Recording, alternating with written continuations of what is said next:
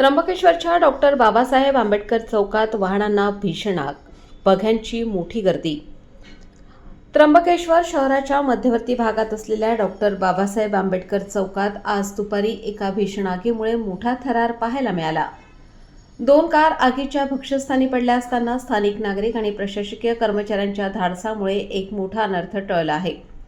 त्र्यंबकेश्वरमधील अत्यंत वर्दळीचा भाग मानल्या जाणाऱ्या डॉक्टर बाबासाहेब आंबेडकर चौकात आज एका उभ्या असलेल्या वाहन क्रमांक MH03 AW 4327 ला अचानक आग लागली। हा परिसर नेहमीच वर्दळीचा असल्याने काही काळ नागरिकांची मोठी धावपळ उडाली।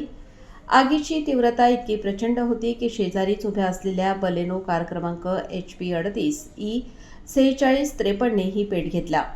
बलेनो कार CNG असल्याची माहिती मिळताच परिसरात भीतीचे वातावरण पसरले होते। मात्र या आगीचे नेमके कारण अद्याप स्पष्ट होऊ शकलेले नाही।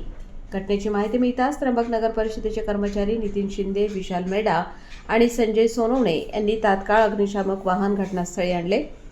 त्यांना स्थानिक रहिवासी गणेश खैरनार, योगेश भांगरे, कृष्णा शिंदे, शुभम ठाकरे, राहुल महाले, कुणाल सोनवणे आणि सागर पंजाबी यांनी मोलाची साथ दिली।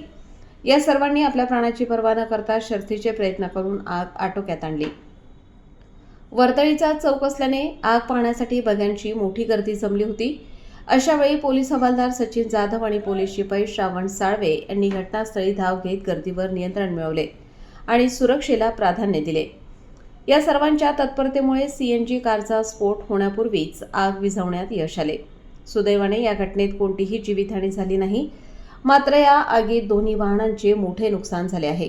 ऐन गर्दीच्या ठिकाणी दाखवलेल्या या प्रसंगावधानाबद्दल नगर परिषद कर्मचारी आणि स्थानिक तरुणांचे सर्वत्र कौतुक होत आहे।